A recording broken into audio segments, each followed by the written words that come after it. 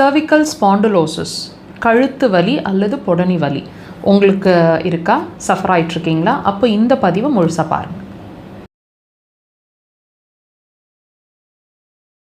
கழுத்து வலி அல்லது புடனி வலி, இந்த பெயின், இந்த கழுத்து வலி அப்படிங்கிற ஒரு விஷயம் பெல்ட் போட்டிருப்பாங்க, அதாவது கம்ப்ரெஷன் ஆகிருக்குதுன்ற மாதிரி நம்ம கேள்விப்பட்டிருப்போம். அதுக்காக பெல்ட் போட்டிருப்பாங்க.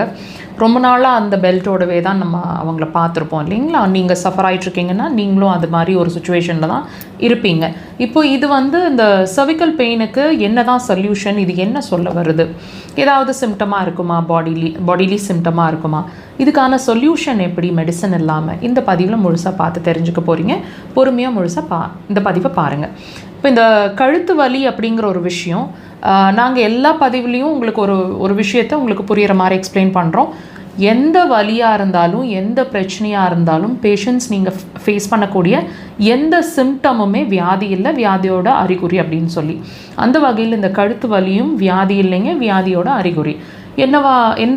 என்ன வியாதியாக இருக்கக்கூடும் அப்படின்னு கேட்டிங்கன்னா, சிறுநீர் பை சம்மந்தமான பிரச்சனை இருக்கிறவங்களுக்கு இந்த கழுத்து வலி அல்லது பொடனி வலி வர்றதுக்கான பாசிபிலிட்டிஸ் அதிகம். எப்படி டாக்டர் செக் பண்ணுறது? கழுத்துக்கும் யூரினரி பிளாடருக்கும் என்ன சம்மந்தம் கேட்க தோணுது இல்லைங்களா? அப்போ இந்த பதிவில் நான் சொல்லக்கூடிய சிம்டம்ஸையும் நீங்கள் வாட்ச் பண்ணி பாருங்கள்.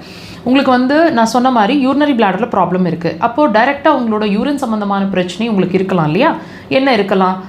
யூரின் அடிக்கடி போகிறது, அர்ஜென்ட்டாக போகிறது, கடுகடுப்பாக இருக்கிறது, எரிச்சல் ஆகிறது, இப்போ தான் யூரின் போயிட்டு வந்தோம் மறுபடியும் யூரின் போகணும் போல் ஒரு ஃபீலிங் இருக்கிறது, யூரின் போகணும்னு ஒரு எண்ணம் வந்துச்சுன்னா ரொம்ப அர்ஜென்ட்டாக உடனே வந்துடும் போல், கண்ட்ரோலிங் ப்ராசஸ், அதாவது அர்ஜென்சின்னு சொல்லக்கூடிய கண்ட்ரோல் பண்ண முடியாத ஒரு நிலை. அது மட்டும் இல்லைங்க, நிறைய பய உணர்வு இருக்கும், இடுப்பு வலியும் இருக்கக்கூடும், கெண்டக்கால் கிராம்ஸ், அதாவது கெண்டக்கால் இழுத்து பிடிச்சிக்கிற மாதிரி ஒரு நிலை அடிக்கடி இருக்கும். இது கெண்டக்கால் மட்டும் இல்லைங்க, தொடைப்பகுதிகள்லையும் இருக்கும். காலை மடித்து உட்கார்ந்து எந்திரிக்கும் போது உங்களோட முழங்காலோட பின்பகுதியில் பயங்கரமான ஒரு வலி, ஒரு ஸ்டிஃப்னஸ் இருக்கும். பாடி ஃபுல்லாகவே ஜாயின்ஸ் எல்லாமே ஒரு ஸ்டிஃப்னஸ், நல்ல ஒரு ஃப்ரீயாக இல்லாமல், மூமெண்ட்ஸ் ஃப்ரீயாக இல்லாமல் ஸ்டிஃபாக இருக்கிற மாதிரி இருக்கும் உங்கள் பாடி.